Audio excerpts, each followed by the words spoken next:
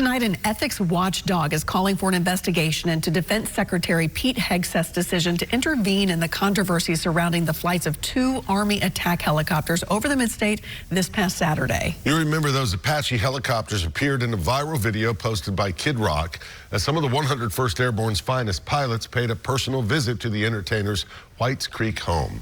News Channel 5 Chief Investigative Reporter Phil Williams continues to follow the fallout. Phil, you spoke with a former member of Congress who knows a little bit about these issues, right? That's right. Former Congressman Jim Cooper was the senior member of the House Armed Services Committee.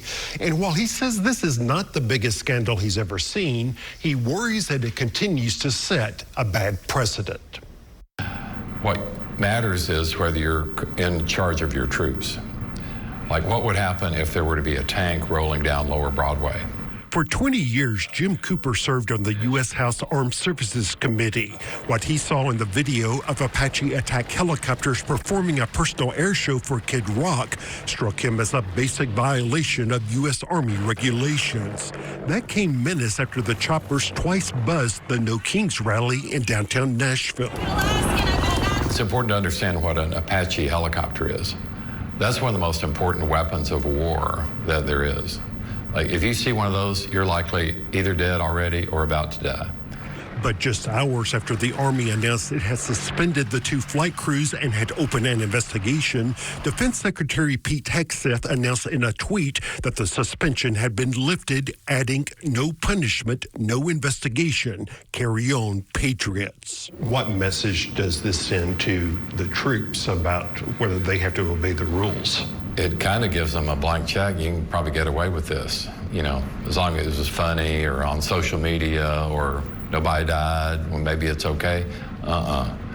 That's not the way troops are supposed to behave. I call it the no more walking on eggshells policy. Which may not come as a surprise for a defense secretary who wrote a book called The War on Warriors. What we don't know is whether the flyover at the No Kings rally was intentional or, as some have suggested, purely coincidental, or whether Hegseth himself may have ordered the flyby at Kid Rock's home as a favor for the diehard Trump supporter. A spokesperson for Hegseth refused to answer that question. We won't know anything. We'll be kept in the dark. And we, the American people, we fund the military. We pay their bills. And, by the way, we're in a time of war. Meanwhile, the watchdog group Citizens for Responsibility and Ethics in Washington filed this complaint asking the Pentagon's Inspector General to investigate whether the stop constitutes preferential treatment toward a private organization or individual in violation of federal rules. The complaint argues Secretary Hegseth's immediate action to reverse the decision to suspend the flight crew sends a dangerous message that military personnel can violate orders if it serves the interest of political leadership. Troops have to follow orders. And to say there's not going to be no investigation, no discipline, no nothing, that kind of takes your breath away.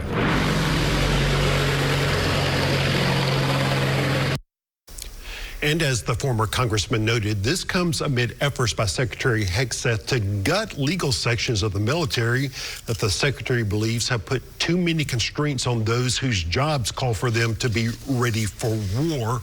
Of course, people like Congressman Cooper argue that, the power to go to war means you need constraints to make sure everything is done legally. Right. And we do want to note that you reached out to the office of Secretary Hegseth for comment on all of this. I did, and we had questions about the things that might clarify his position.